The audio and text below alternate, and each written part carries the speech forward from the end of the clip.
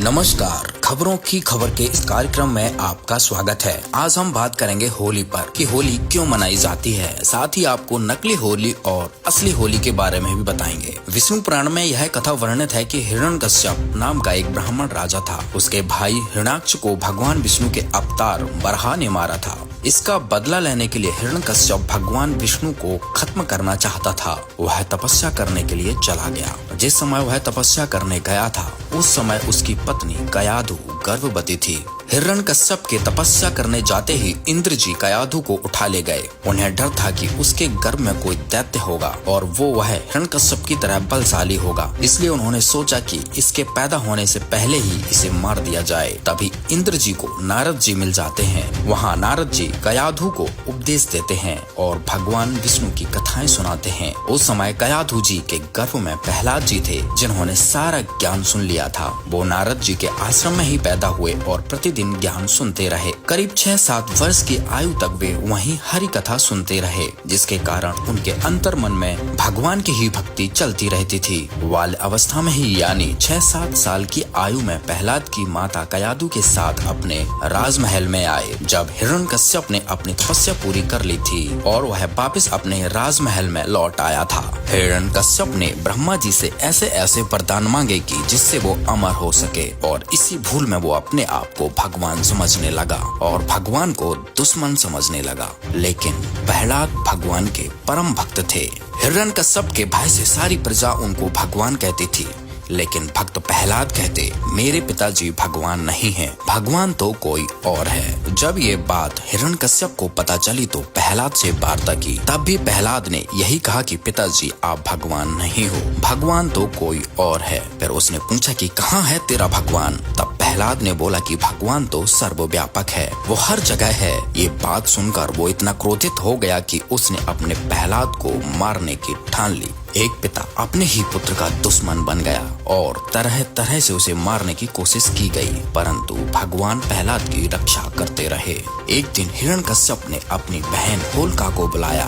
होलिका के पास एक वरदान वाली चादर थी, जिसे ओढ़कर अगर वो अग्नि में बैठ जाए तो उसे अग्नि जला नहीं सकती थी। हिरण्यकश्यप ने प्रहलाद को मारने के लिए होलिका को बुलाया और होलिका अपनी चादर ओढ़कर प्रहलाद को गोद में लेकर अग्नि में बैठ जाती है। परमात्मा ने हवा इस तरह चला दी कि हवा के वेग से वो चादर उड़कर प्रहलाद के ऊपर जाती है और होलिका जलकर मर जाती है।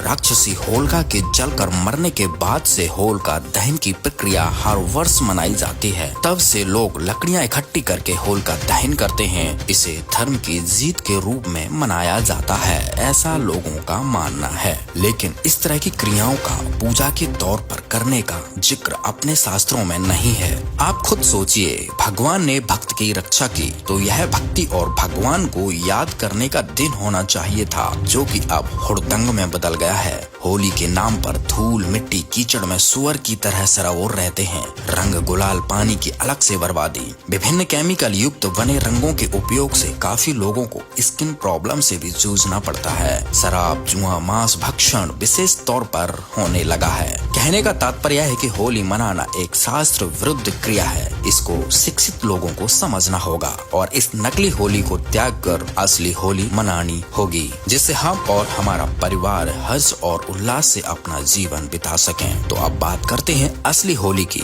संत रामपाल जी महाराज जी ने संत गरीबदास जी महाराज जी की वाणी को आधार बनाते हुए कहा है कि असली होली तो प्रतिदिन मनाई जाने चाहिए। अब आप सोच रहे होंगे कि प्रतिदिन होली कैसे मनाई जाए, तो अब हम आपको पूरी डिटेल में बताते हैं कि होली कैसे मनाई जाती है। संत गरीबदास जी महाराज जी कहते हैं, जैसे किरका जहर का रंग होरी हो, कहो कौन तिस खावे राम रंग होरी हो। इस वाणी का सरलार्थ जगत गुरु तत्वदर्शी संत रामपाल जी महाराज जी ने किया और बताया कि होली मतलब खुशी मनाना, और होली खेलने है तो राम के रंग की होली खेलो और प्रतिदिन खुशी मनाओ। परमात्मा की भक्ति करने से जो खुशी मिलती है वो इस नकली होली से नहीं मिल सकती, जिसमें लाल पीले मुंह करके एक दूसरे पर रंग डालते हैं। ये होली तो वर्ष में एक बार मनाई जाती है, पर राम के रंग की होली प्रतिदिन मनाई जाती है। उनका कहना है कि तुम एक दिन की खुशी मनाते हो और सारा दिन जहर खाते हो। दूसरों का बुरा सोचना, बुरी नीयत रखना, रिश्वत लेना, मिलावट करना, ये जहर खा रहे हो। और होली मनाने की सोचते हो, खुशी की आशा करते हो, ऐसे आपके घर में होली यानी खुशी नहीं हो सकती। होली कैसे होगी अर्थात खुशी कैसे होगी? जिसको ये पता लग गया कि बुरी नियत रखना, धोखा करना आदि जहर है, फिर वो उस जहर को नहीं खाएगा। और फिर देखना इस परमात्मा की तरफ से आपको कितनी होली यानी खुशी मिलेगी।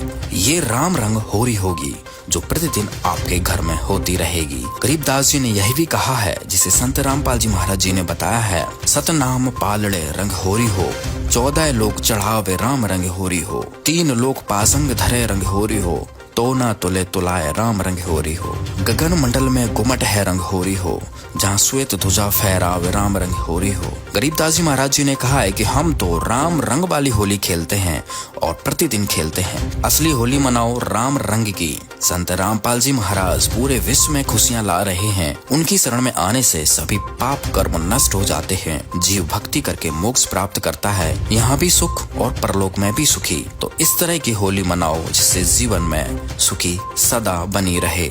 उम्मीद है आज की हमारी ये पेशकश आपको पसंद आई होगी। फिर मिलेंगे अगले विषय के साथ। धन्यवाद।